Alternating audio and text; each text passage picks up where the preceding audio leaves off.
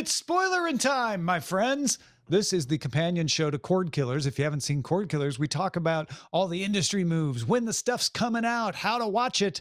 And then here we talk about the stuff we watched in spoilery terms so we can be free to say whatever we want. This week, we are going to be talking about Silo, Season 1, Episode 4, Ted Lasso, Season 3, Episode 10, and Succession, Season 4, Episode 9. I'm Tom Merritt. He's Brian Brushwood. Heck yes. Which one are we beginning with, Tom? Oh, let's begin with the one that's only got one more left after the one we're going to talk about, Succession, the penultimate episode. I may have said that before, but this time I mean it. It's the funeral. This is the episode that takes place entirely in a church for the most part, with a little bit of an exception. There's a memorial at the St. Regis. But yeah, we get to see, I think, Brian, it might be fair to describe this as seeing the tension between actual humanity in these characters and the parts they want to play in order to pursue their ambition.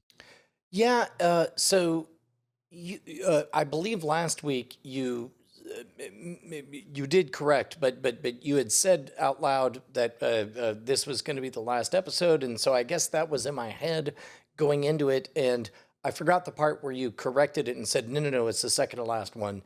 I watched this episode thinking of it as the last episode, and I liked it quite a bit in that framework. Because if you think of it as the last episode, I don't know what comes next. And I don't believe that Succession will ever give us any kind of satisfying answer as in terms of, and thus so-and-so got the crown, and that's the end, right? So watching this, what I saw is an acknowledgement and an acknowledgement of Logan Roy as a human being and what he was and was not. We have kind of two sides of the issue, as they explained. And we saw the four would-be successors all just become more of who they already are. We see Roman break down. He's all bravado until he wrestles with the humanity of he's the youngest. He was the one denying that he's like, I pre-grieved. He was denying, and that's what happens when you deny your grief. It just comes out anyway, maybe in an unexpected time. Yeah, and they all agree that Connor's not going to talk because he's going to... I actually expected Connor to go up. When Roman broke down, I was like, Connor's going to try to seize the moment. I was a little surprised they didn't go there. Well, and instead what we get is we get Kendall doing the same thing Kendall always does, which is swinging widely from one side to the other. Like, there are moments where he's able to manufacture sheer genius. Like, he freestyles on the mic and all of a sudden he believes, maybe I am Logan Roy. And then he's faced with things. He's like, maybe I'm not Logan Roy. So we've seen... I don't know. I want to throw this out to you. When he chases down his wife and blocks her car and throws a fit, that is Kendall, I'm not Logan Roy. That is, I'm Logan Roy's son. But most of the rest of this episode, after the funeral, felt like him emerging from Logan's shadow. That he was always second guessing himself because he was trying to win his father's approval. And during that funeral, he realized, I don't need to win my father's approval anymore. I'm free to do whatever I want. And he acts way more decisively from that point on. Well, and keep in mind, I was under the mistaken impression that this was, or I thought I was watching the last episode. I could have totally pictured Roman melting down because everybody consoles him and they all come together. And then what I kept waiting for was Roman to say, can you guys help me? And then them say, hey, none of us are Logan Roy, but together, all of us can maybe be Logan Roy, but also Logan Roy is a bad person or whatever. That was great, a great way to start the thing with Ewan giving that speech first. It was brutal and it really made everything else toothless, right? All Kendall could go up there and say it was brutal but fair. Yeah. And Kendall can only say he made a lot of money and he moved the economy, or like he couldn't come up with a a good thing that I this don't man know. never did. I don't think know. I Kendall actually won that thought he audience did. over He with pointed the out money it's play. like from. But I mean, the crowd, but the viewer, were you bought over by Kendall's speech? I mean, I kind of was because insofar as, and now keep in mind, this comes from somebody who's a small independent creator. I would like to believe that I affect people all the way down to, the smallest TV set or whatever. But I don't Kendall's move not trying mountains to like win he me did. over. He's trying to win the board members in the audience over. And that's how I judged his speech. Okay. I So it- a passionate talk about money. Don't be ashamed of it. Everybody wants you to be ashamed of it. It's the lifeblood. It's like, oh yeah, no, Kendall's nailing it. This is exactly what he needs to say right now. maybe that speech was part of that progression, because I remember the beginning of it and him kind of stumbling through and trying to figure out. It starts off really unsteady. You're right. And so I maybe that's just part of his turn I mean, really, we see all of the kids back to where they were pretty much at the beginning of the show, right? Kendall wants to run Waystar.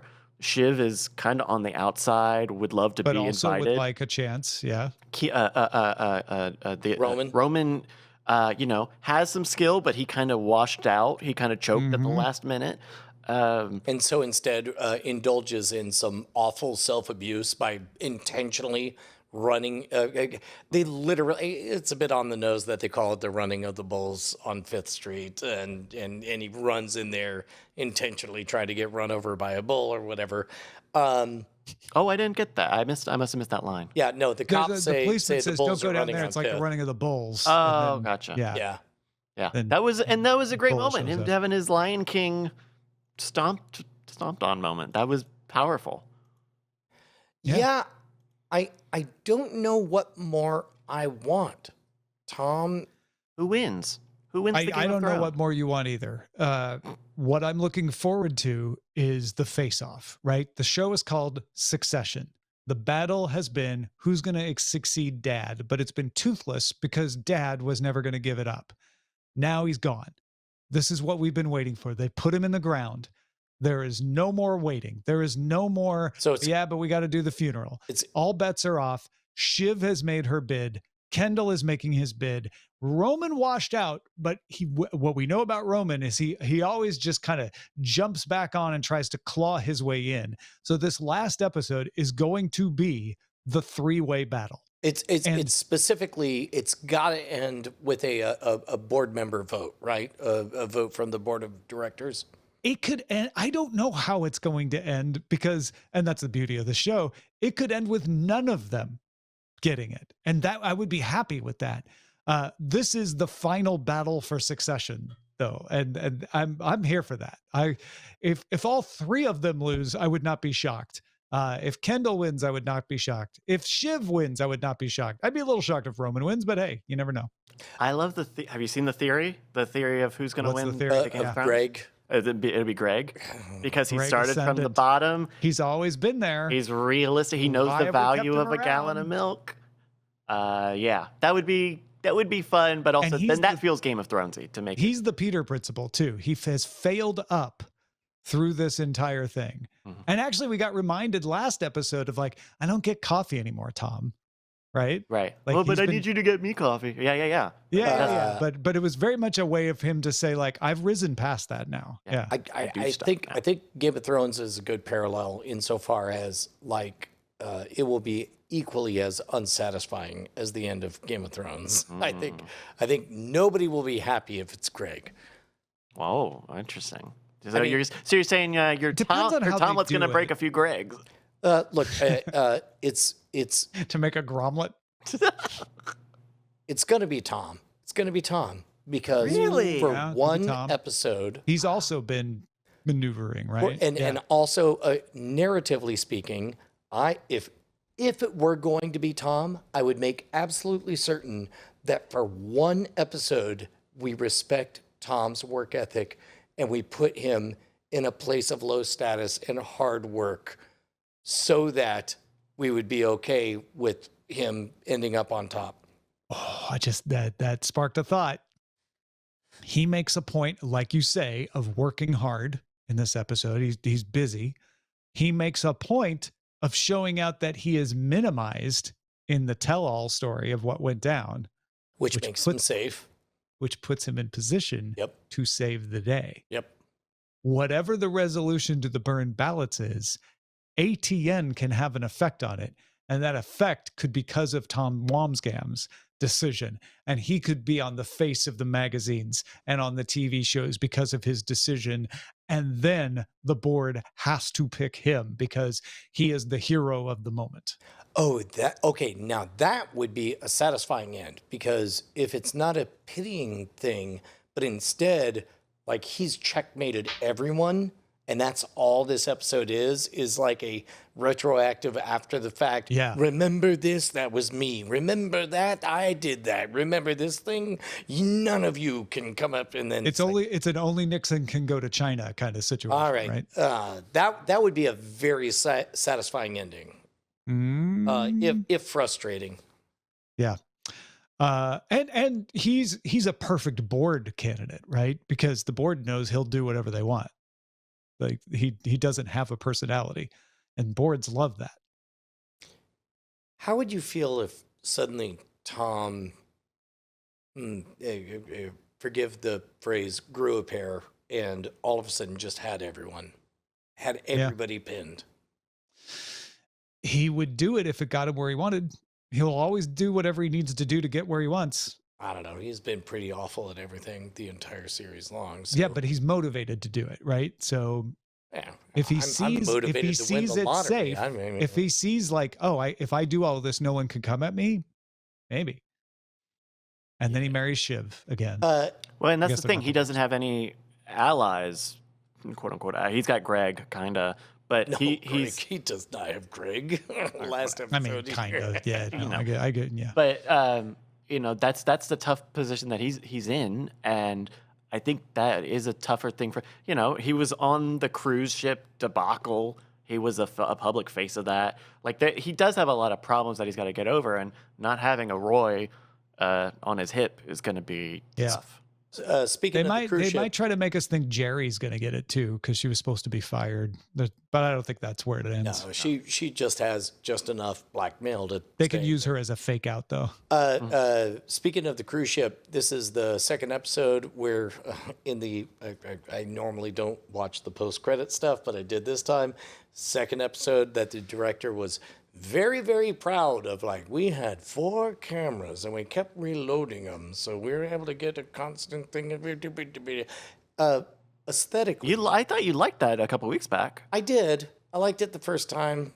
I didn't like him saying it the second time, but I did like the episode. I like the results. Don't like hearing about the process on that. What about you guys? Aesthetically, did you guys enjoy the way all this rolled out? Yeah, I didn't really notice it, so I guess I enjoyed it then.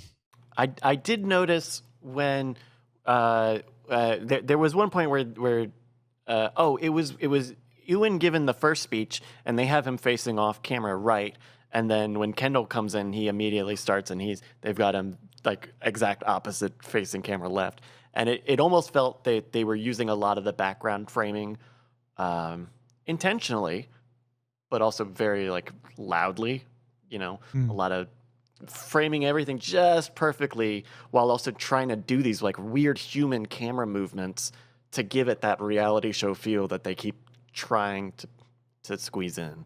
Did either of you guys feel anything emotionally? Now keep in mind, I went to bed the moment I saw it was like over an hour long. I was like, I'm going to bed.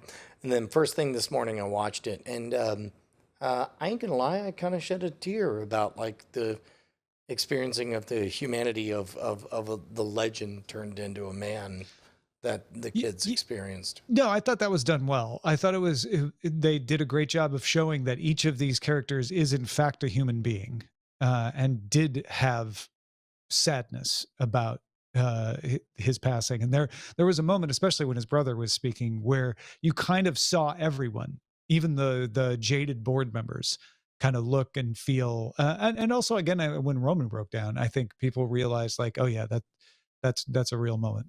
Yeah. Well, and then even still, they're making fun of Roman because someone got a clip of it of him breaking down. Oh my yeah, God. no, And it's they're all like, ball what? pits are It's all flavor. organically trending? Boo. What?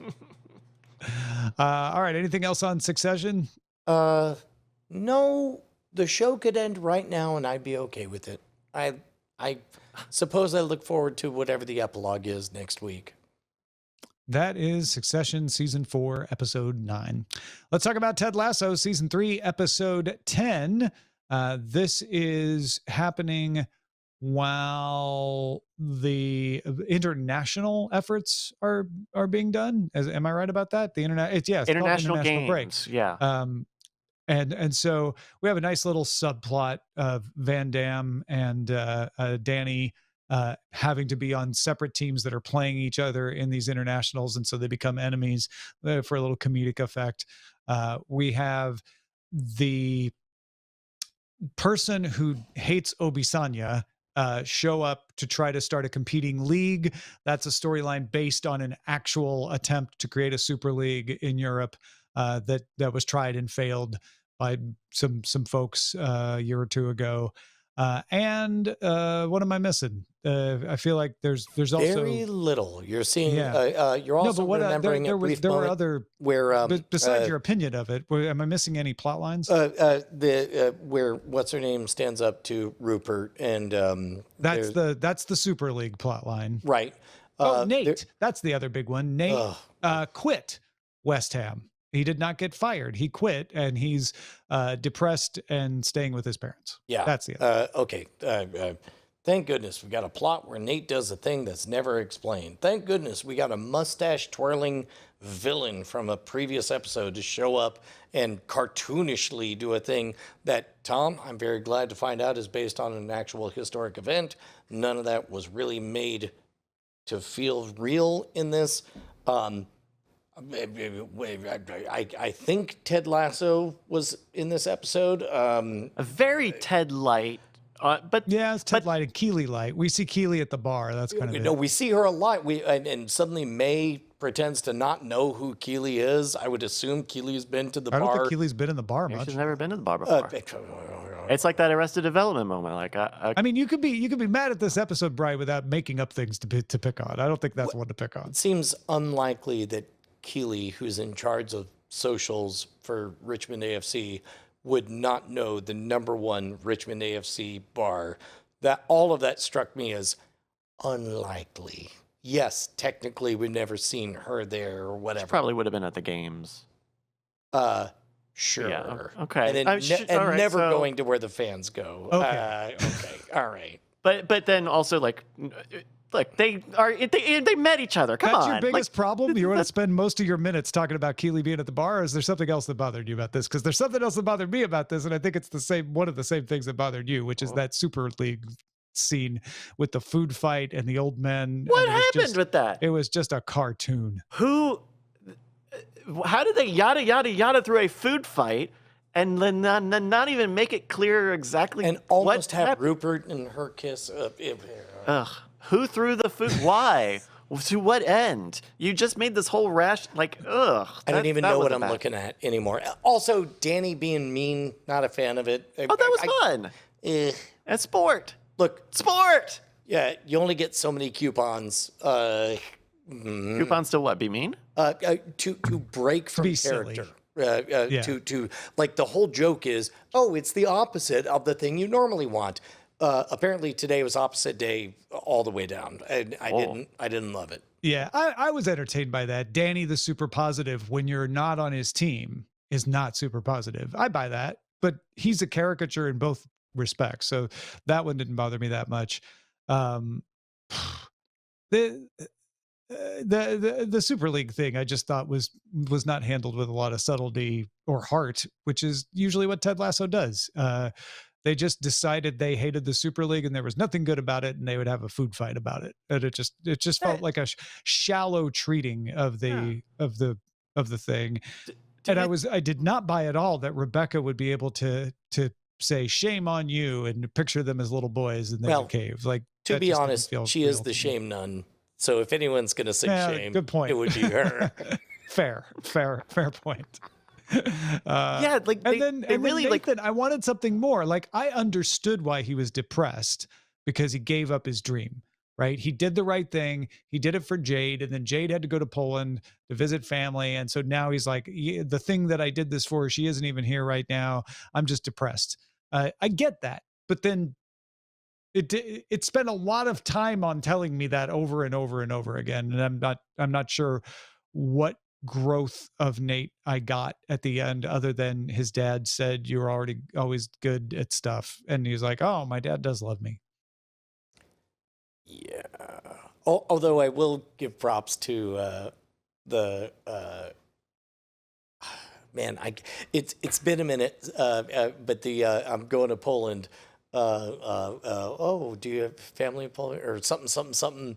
And it was like ask how to change a light bulb, and then he laughs. Oh, yeah. And she was like, "Why are you laughing?" Why are you laughing? That was chef's kiss. That was It's a pretty good Yeah. Jade moment. Yeah.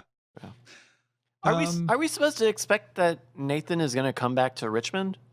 I don't know what we're supposed to expect. I am after disappointed that to long, say maybe. repetitive telling me he's depressed. They gave us no indication of what to expect. It's I don't understand his arc. We're spending a lot of time with him, but we're really not. That's my point. Yeah. Like, I would be fine if this episode was like, haha, you thought Nate might have gone upstairs. Nate got in trouble with Rupert, or Rupert fired him, but he quit.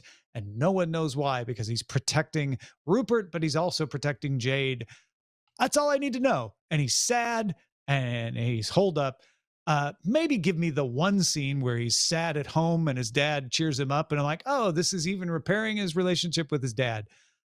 That's it. Because really what I want to know is, and then what is he going to do next? I didn't expect them to give me that in this episode. That's fine. But we spent a lot of time with Nate, and it didn't feel like I was learning anything more when we spent it with him. How did you guys feel when we finally got closure on the specific reason that Roy Kent dumped Keeley?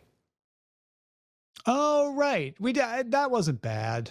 That was all right. Yeah, but the reason I thought was fairly provocative. Because he thought that he was interested in the teacher, and so if he could have been interested in the teacher, he shouldn't stay. He shouldn't be true to Keeley. Or am I remembering it wrong? I Tell was us the literally reason, Brian, asking you because I don't fucking know the answer. Why he broke up with Keeley? Yeah. See, that's my point. No, it was because I took it as he found himself attracted to the teacher and therefore decided, like, well, I shouldn't be. If I'm happy with Keeley, I shouldn't be attracted to the teacher. And so I'm being unfair to Keeley. I should dump her. It stinks because it puts us in a place where we spend this whole season with Keeley and this whole season with Nathan, these people who have become like satellites in the story.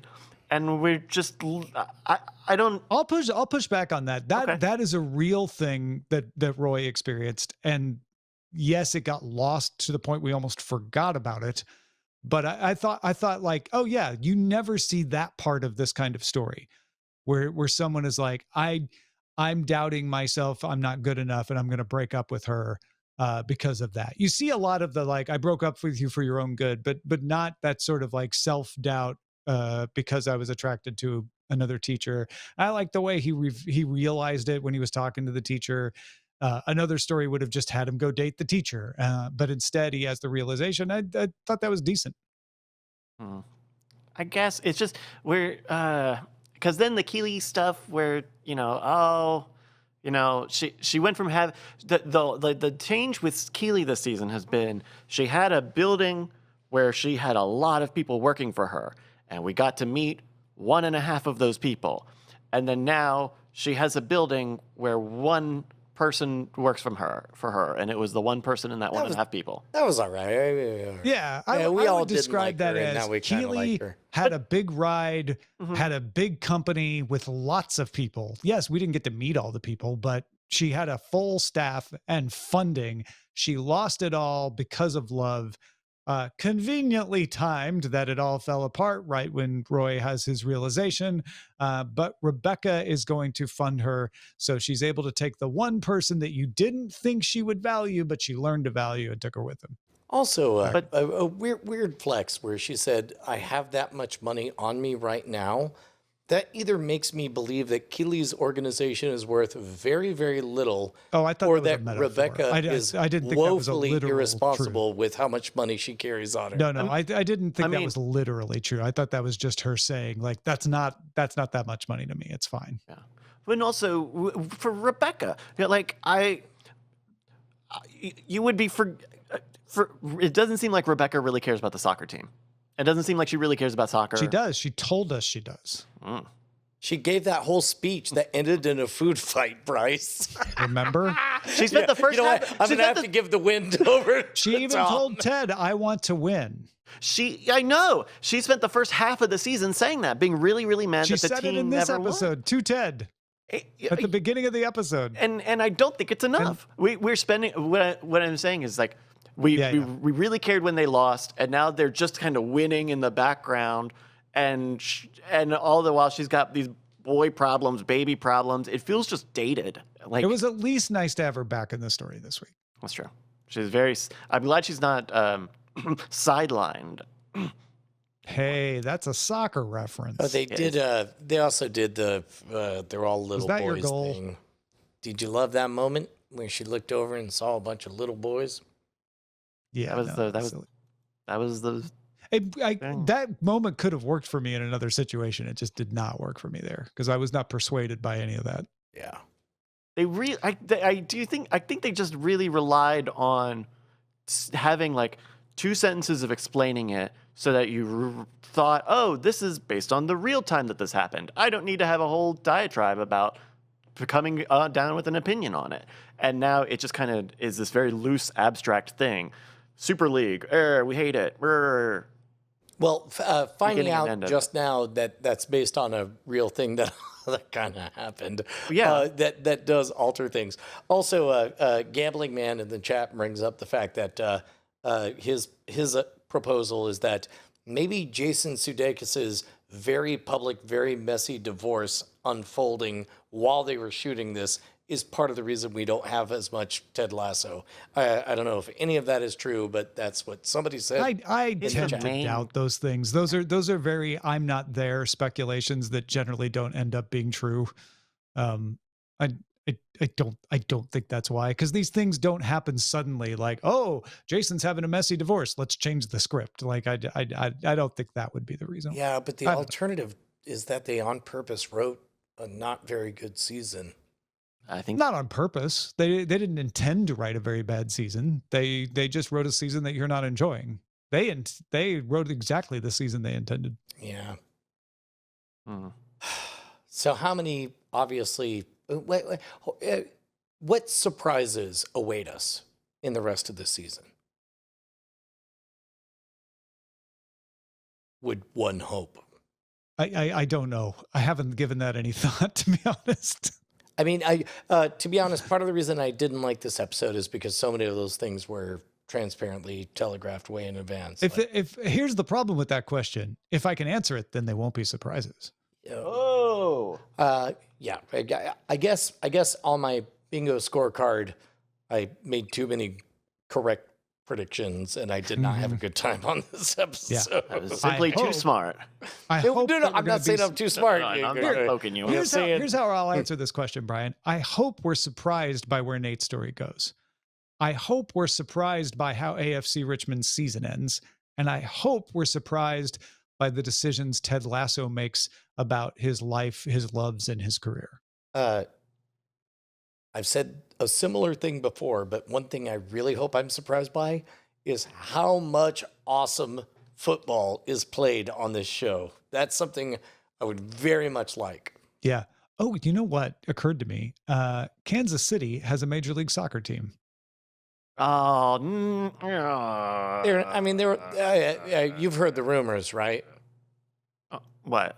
Just Oh, say 'em. I mean, oh no, that they just totally suck compared to the Austin Football Club. Oh. I thought you meant no. about Ted Lasso, how it ends. I'm just saying, like, he could be hired to come back to coach soccer in the United States.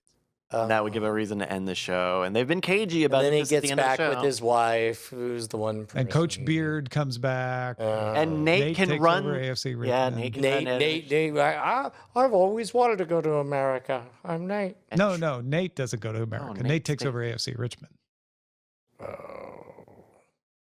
I don't know. I'd like Rebecca to move to America. I'd like Keely to move to America. I'd like all of them to Leslie move should to run America. AFC Richmond. Rebecca should buy the Kansas Fish City out of Major water League Soccer story. team. Yeah. All right. That's Ted Lasso season 3, episode 10.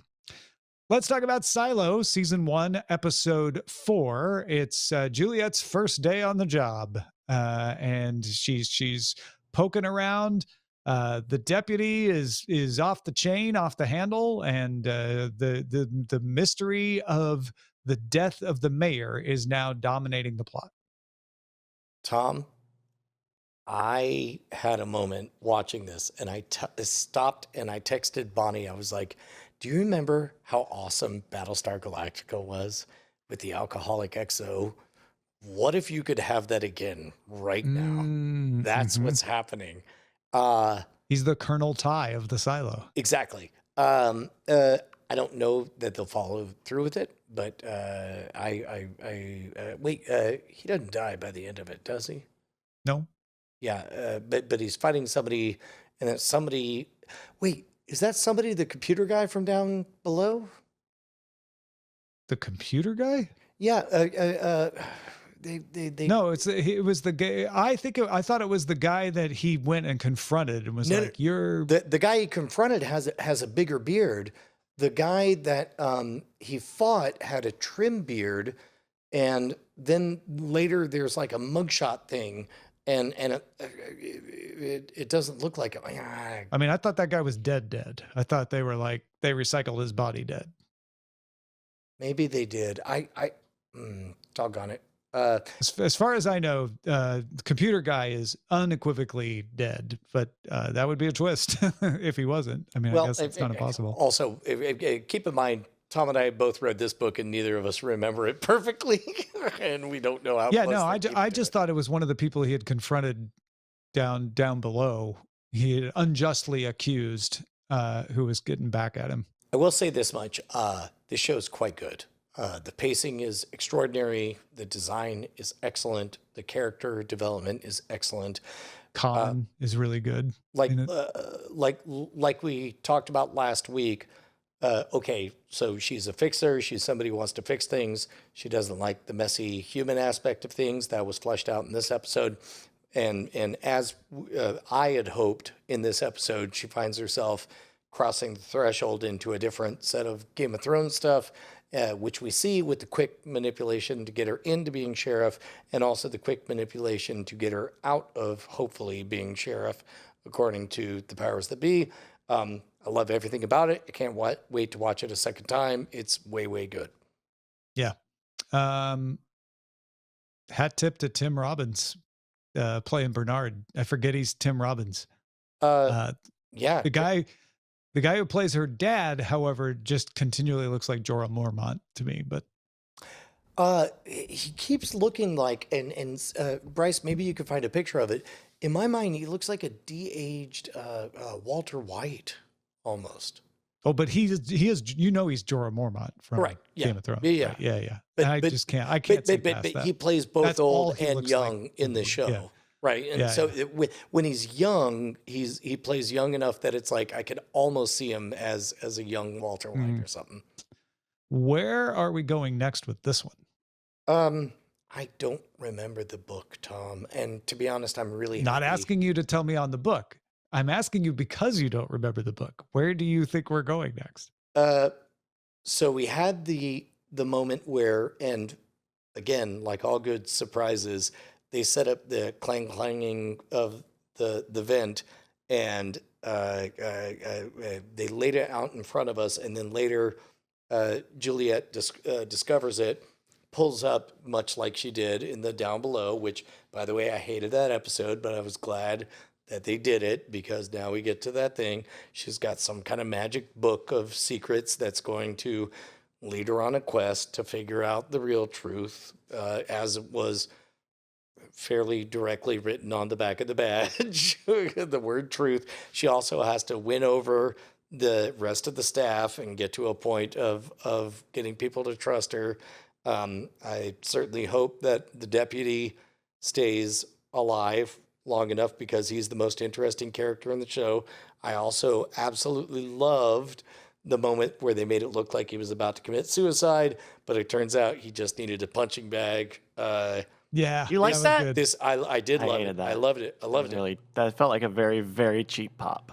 I didn't mind. I needed literally any pop at this point, and I got it. I was very pleased. Bryce still not liking it? I'm liking this third and fourth episode better than the first two, but I don't know. They spend the first two episodes telling you all this great mystery we're surrounded by, and we're not dealing with any of that. And so that's just But like a that is weird the only thing whiplash. we're dealing with. We're just moving the pieces to get to the point where she can try to figure something out about it. We just haven't got any more information about it.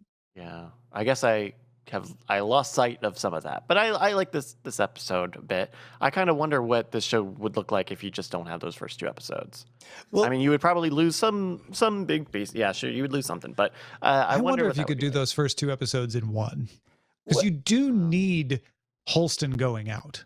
Oh yeah, And you need to know why he went out and that his wife was working with the computer technician. There's some important I pieces. think you're right. there. If this was a 2-hour episode, then in hour one, everybody would roll their eyes and say, obviously, whatever we're seeing is not the real outside. And then 1 hour later, we would be resolved of that. And then in hour two, we would have him die outside. And we were like, what's going on? And at this point, I don't think I'm tapping into any memory of the book, but I am assuming, because my wife said it, that putting on a suit is what kills you. So the moment somebody just goes out without a suit, they're going to be okay. But that's far enough on the periphery that we haven't really encountered any hint of that just yet. they certainly haven't had anyone think that, despite it seeming very. Well, we haven't got far enough into the thinking about, the question is it really safe out there? Is it really as bad as they say? Is there something else going on? We haven't got to the point of like, but then why do they die? Everybody just assumes like, oh, they definitely die. So, but maybe something else is going on. And Also, when it I think you're flashes right to that the Green Meadow, it would be very easy to put something in the suit that poisoned you. yeah, and also when it flashes to the Green Meadow, I don't think they show the bodies there. Yeah, they're so fast. I didn't get a chance to tell. I mean, if it can do that, yeah, why would it? I mean, Right. either it's historical footage and there weren't bodies back then, or it's all fake anyway. Oh, I hadn't thought about that aspect. That's not Yeah. bad. But if it's historical footage, that means that why did people stay Why in the is it side there? Yeah, why did that Yeah. ever happen? So that's interesting. I would just love to be engaging a little more with that mystery instead of. And that is the But- heart of the show, right? Yeah. Is why are we in the silo and what's really going on outside? So I'm with you. I'm eager to get to what is going on out in the And- outside for sure. Tom, you're in a safe space. Like, do you remember more of the books than I remember? Because No. I have forgotten all of it. Yeah, no, I made this point last time too. I blissfully I am aware of some of the truths to this world, Right. but how we get there, I have no idea. I have no memory. Although I will say this episode was the first one to remind me of why I had it logged in my head as a young adult novel. And we saw an awful lot of Juliet as a kid. And I'm like, oh, I bet when I read the book, there was a lot more of that. I don't remember any of that from the book, but not saying it's not there. but I just may don't be, remember. Tom, I'll be the first to admit that human memory is flawed. Yeah. There's a book. Weird. Well, that's a look at Silo, season 1, episode 4. Thank you everybody for supporting this show. If you're a patron at patreon.com/Cordkillers, You get these episodes before everybody else. You get them nicely chunked up so you can avoid the spoiler-in parts that you don't want to hear. Next week, we will be back talking about Succession, Season 4, Episode 10, the finale, Ted Lasso, Season 3, Episode 11, and Silo, Season 1, Episode 5. Thanks, everybody, for watching. We'll spoil you next time.